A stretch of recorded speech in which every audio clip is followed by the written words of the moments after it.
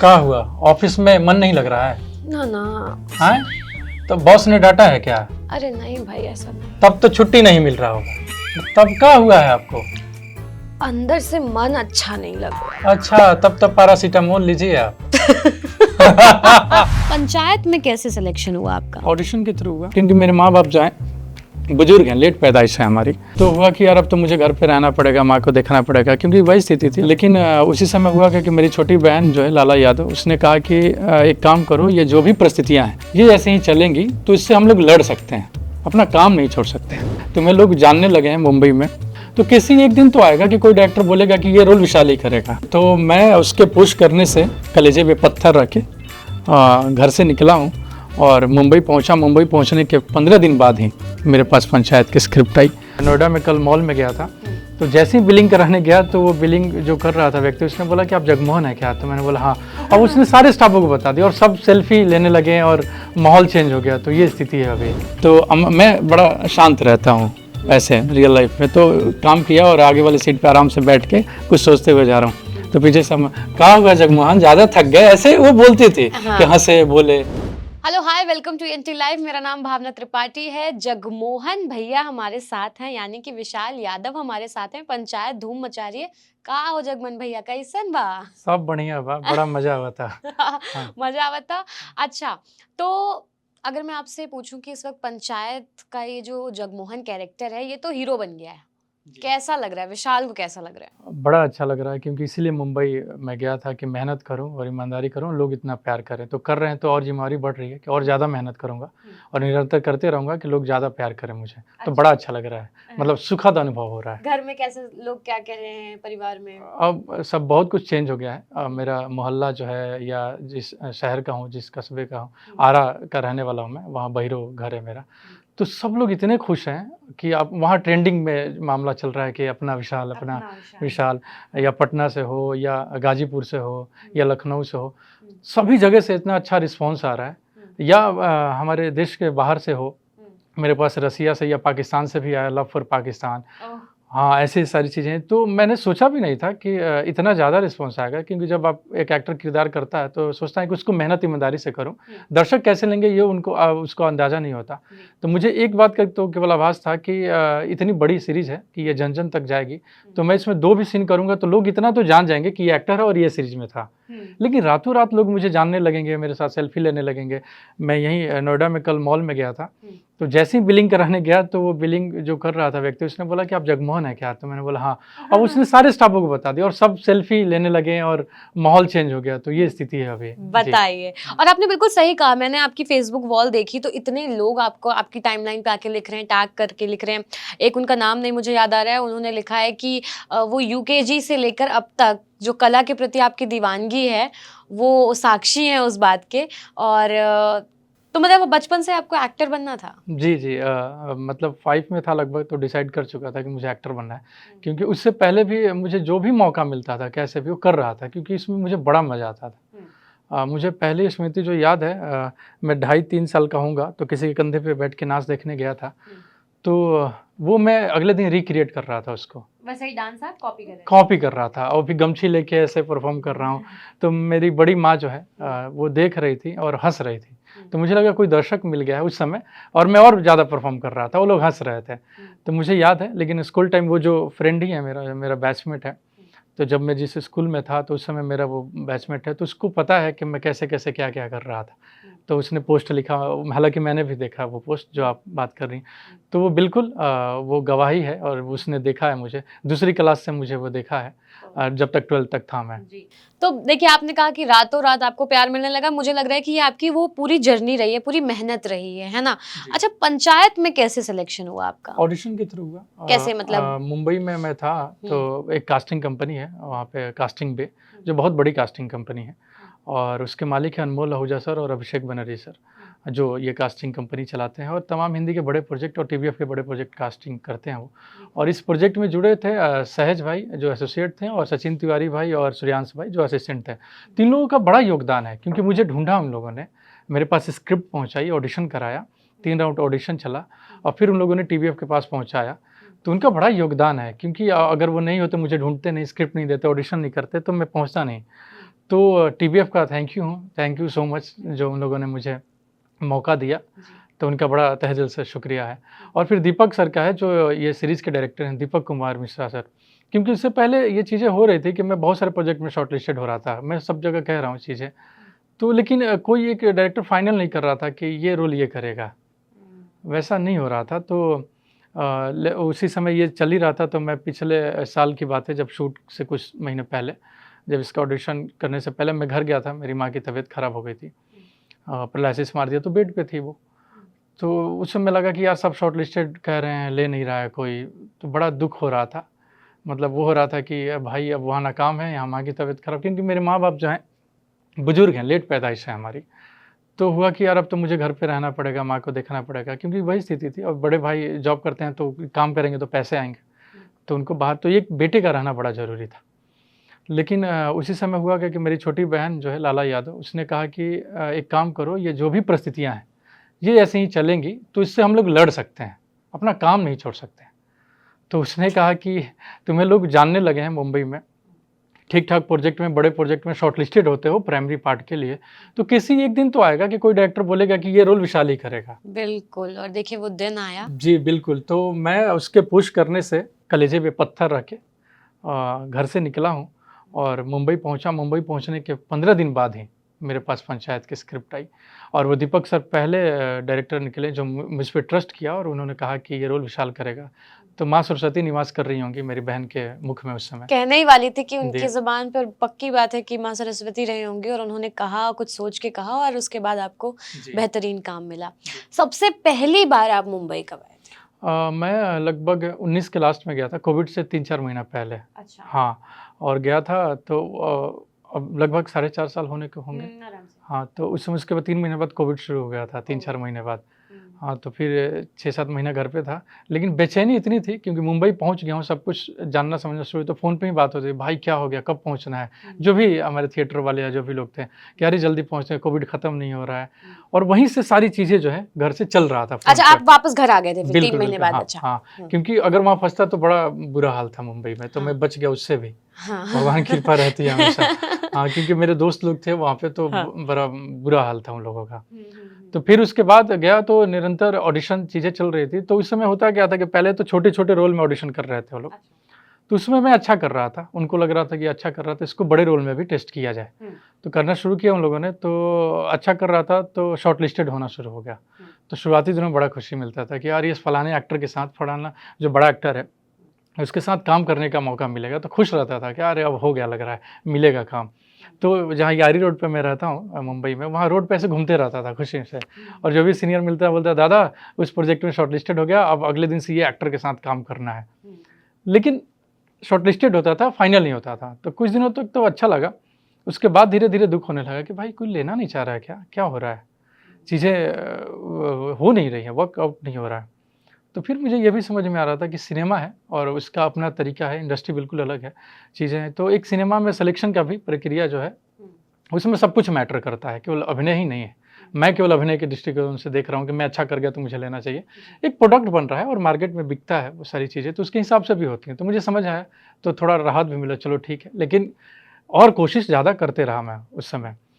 तो करते रहा निरंतर। तो उस समय छोटे-छोटे रोल मिले मुझे, तो वो किया। जैसे ड्रीम गर्ल 2 है, उसमें 1 दिन का काम किया हमने, और इसी वजह से किया कि मैं सेट पे जाऊँ तो डायरेक्टर मुझे जाने समझे कि हाँ यार अच्छा करता है, मौका मिला तो बढ़िया कर रहा है। या कोई एक्टर किसी फ़िल्म में रिकमेंड कर दे कि यार अच्छा किया था, इसको इस फ़िल्म में देख लो, ऑडिशन कर लो। तो मैं वो छोड़ नहीं रहा था कोई भी मौका। मुझे जहाँ मौका मिल रहा था मैं 100% दे रहा था। लेकिन ये पंचायत जो है, मुझे पहला ये रोल है जो, क्योंकि इतनी बड़ी सीरीज़ है ये और इतना हिट सीरीज़ है, इंडिया का नंबर 1 है, अभी ट्रेंडिंग में चल रहा है।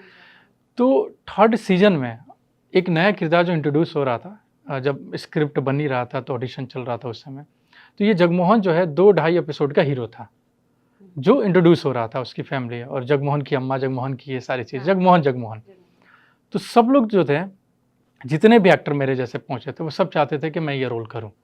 ज़ाहिर-सी बात है कि इतनी बड़ी हिट सीरीज़ में सबको चाहिए होता है, काम करना है। तो उसमें बहुत सारे जो इंस्टीट्यूशन के बच्चे हैं, एनएसडी के हैं, या भारतीय हिंदू नाट्य अकादमी के हैं, या एमपीएचडी के हैं, या मेरे जैसे बहुत सारे अलग-अलग जगहों से सीखा जाना हुआ।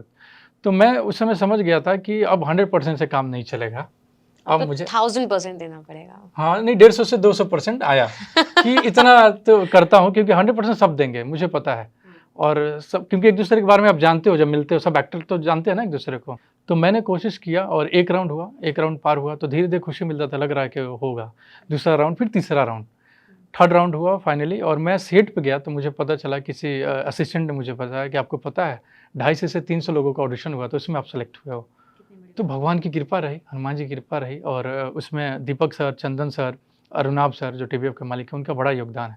और तहे दिल से शुक्रिया कि मौका दिया मुझे इतने बड़े सीरीज़ में इतना बड़ा रोल, और मुझ पे जिम्मेवारी दी और मैंने उसको निभाया। इस काबिल समझा उन लोगों ने। वैसे इन जनरल पर्सनली सब बड़े अच्छे हैं, बातचीत बिल्कुल, करने बिल्कुल। में, देखिए मिलने होता में। क्या है ना कि अगर आप जो प्रोडक्ट निकलता है और अच्छा है तो इतने गुणी लोग हैं कैमरे के आगे और कैमरे के पीछे, तभी इतना अच्छा प्रोडक्ट निकलता है और ये जन जन तक पहुंच रहा है, लोग इतना प्यार कर रहे हैं, नहीं तो संभव नहीं होगा। आप सोच रही हैं, तो कैमरे के पीछे भी और आगे भी जितने लोग हैं बड़ा गुणी लोग हैं। तो मैं तो बड़ा खुश था कि इतने पॉपुलर लोग हैं और इतने बेहतरीन एक्टर, उसमें रघुवीर यादव सर थे, तो मेरे लिए तो वो भी बड़ी बात थी कि रघु सर के साथ काम करना है।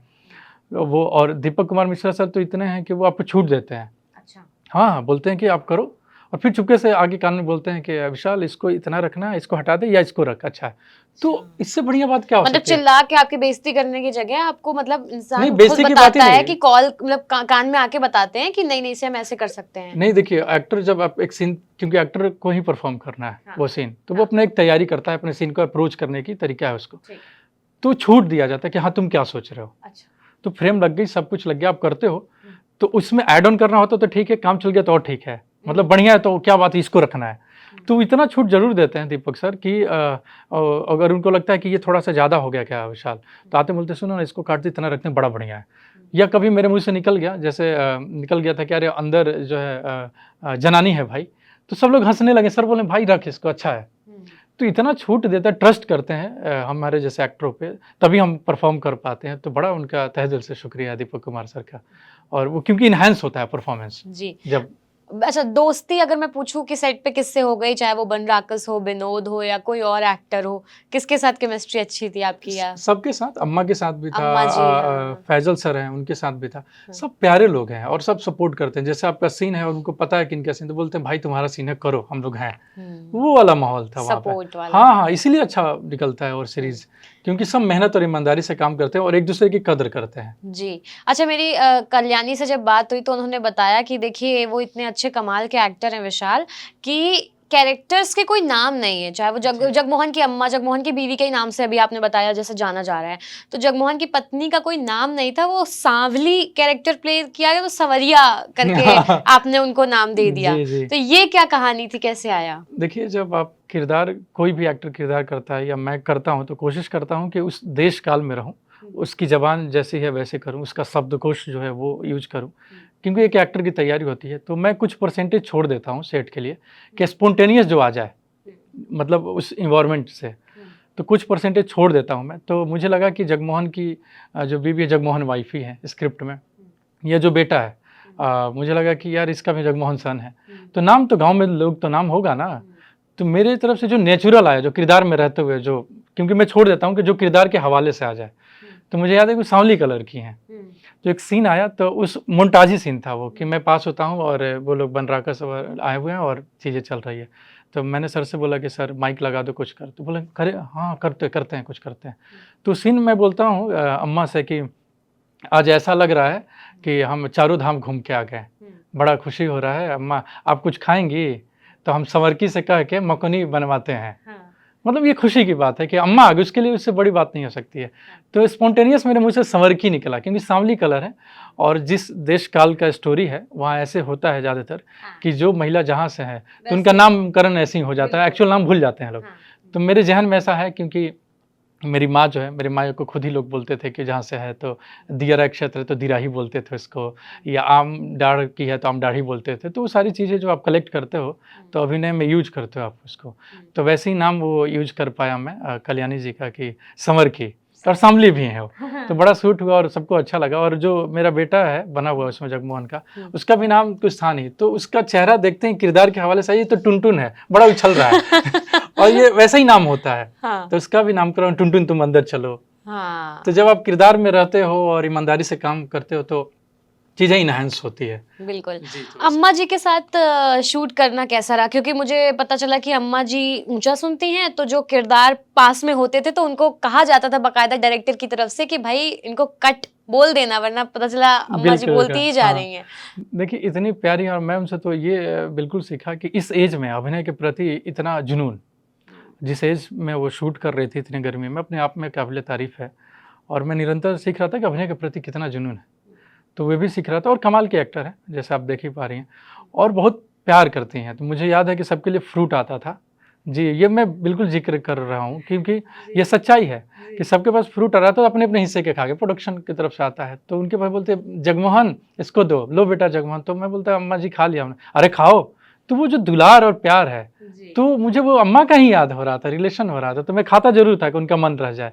तो मैं ज़रूर खाता था उनके उससे। ये कल्याणी ने भी इस बात का ज़िक्र किया था कि उनके लिए वो ओआरएस या फिर जो भी बिल्कुल, उनका जो भी आता फ्रूट्स जो भी आते थे, हाँ। उनको लगता था अरे ये भी खा लो, सब लोग खा लो उसमें। वो बोल रही थी कि भाई तो आप खाइए, सबके लिए आ रहा है। अच्छा, अम्मा जी के साथ शूट करने में ऐसा कोई प्रेशर था आप लोगों के मन में, क्योंकि सब आप लोगों के सीन ज़्यादा हैं उन लोगों के साथ, कि अगर हमने ज़्यादा टेक्स लिए तो हो सकता है उनको प्रॉब्लम हो, उनको दिक्कत हो, उनसे रीटेक ना लिया जाए, करवाया जाए, ऐसा कुछ दिमाग में चल रहा होता नहीं, था? नहीं, बिल्कुल नहीं।